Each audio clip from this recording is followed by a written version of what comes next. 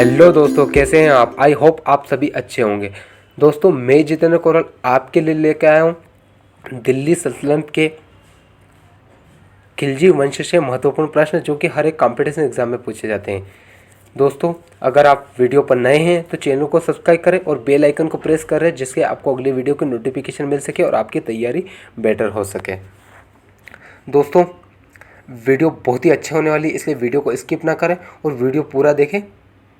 तो चलो दोस्तों, शुरू करते हैं अपना आज का वीडियो। दोस्तों, खिलजी वंश से बहुत ही महत्वपूर्ण प्रश्न करने वाले हैं। उसका पहला क्वेश्चन है, खिलजी वंश की स्थापना निम्न में से किस वर्ष हुई थी।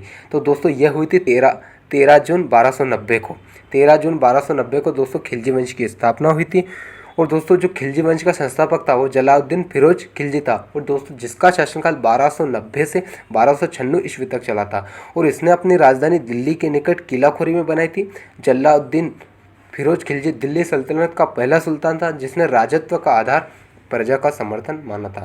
दोस्तों, जो जलालुद्दीन फिरोज खिलजी था वो पहला सुल्तान था जिसने राजत्व का जो अधिकार था वो प्रजा का समर्थन माना था।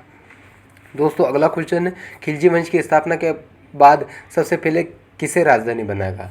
तो दोस्तों, किलाखोरी जो दिल्ली के निकट थी उसे राजधानी बनाया गया। अगला क्वेश्चन है दोस्तों, खिलजी वंश कौन सा मुस्लिम परिवार था जिसने दिल्ली की सत्ता पर शासन किया।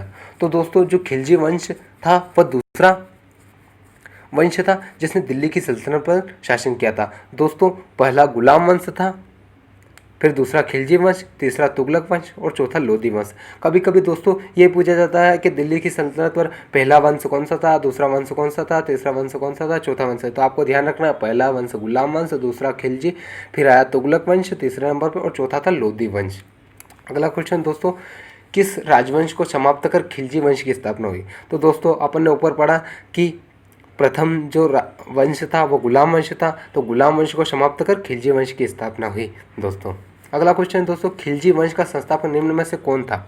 तो दोस्तों, खिलजी वंश का संस्थापक अपन ने ऊपर पढ़ा था कि जलालुद्दीन फिरोज खिलजी था। और दोस्तों, अगला क्वेश्चन है, खिलजी वंश का अंतिम शासक निम्न में से कौन था। तो दोस्तों, यह था खुसरो खां खिलजी वंश का अंतिम शासक था। अगला क्वेश्चन दोस्तों, खिलजी वंश के किस शासक ने सबसे अधिक लंबे तक शासन किया। दोस्तों, यह बहुत ही मोस्ट इंपॉर्टेंट क्वेश्चन है कि खिलजी वंश के किस शासक ने सबसे अधिक लंबे समय तक शासन किया। तो दोस्तों, यह था अलाउद्दीन खिलजी। अलाउद्दीन खिलजी ने सबसे लंबे खिलजी वंश के शासकों में सबसे अधिक लंबे समय तक शासन किया था। और दोस्तों, अलाउद्दीन से महत्वपूर्ण पॉइंट मैंने लिख रखे हैं, वो भी कर लेते हैं, वो भी एग्जाम में पूछे जाते हैं।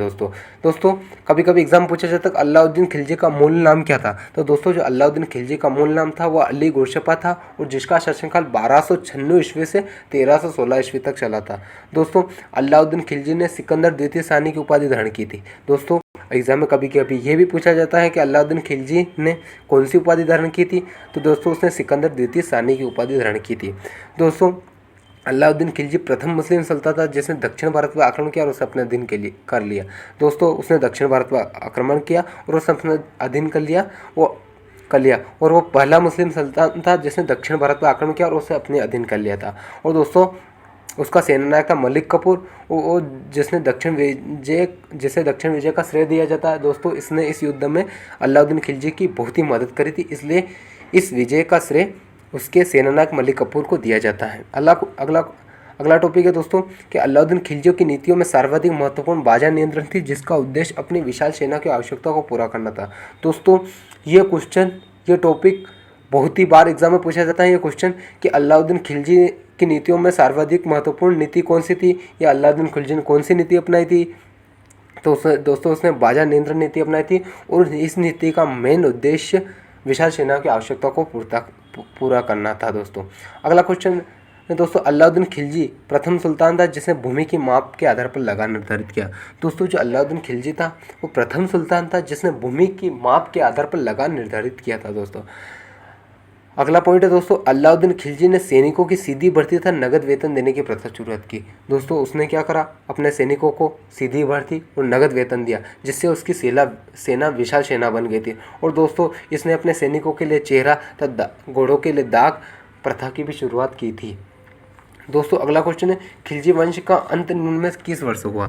तो दोस्तों यह हुआ 1320 ईस्वी में खिलजी वंश का अंत हुआ। इसके बाद तुगलक वंश आया खिलजी वंश के बाद। अगला क्वेश्चन है दोस्तों, खिलजी वंश को समाप्त किस वंश ने दिल्ली पर शासन किया? तो दोस्तों वो अपन ने किया तुगलक वंश। वो कब कब हुआ था समाप्त खिलजी वंश? 1320 में हुआ। और उसके बाद कौन सा वंश आया? तुगलक वंश आया। अगला क्वेश्चन दोस्तों, खिलजी वंश के शासकों द्वारा किस प्रणाली को दृढ़ता से लागू की गई? तो दोस्तों मूल्य नियंत्रण प्रणाली को खिलजी वंश के शासकों द्वारा दृढ़ता से लागू किया गया।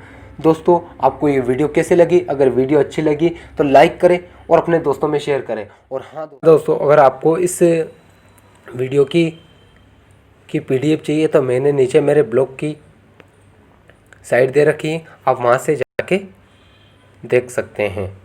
थैंक्स दोस्तों, मिलते हैं अपने नेक्स्ट वीडियो में।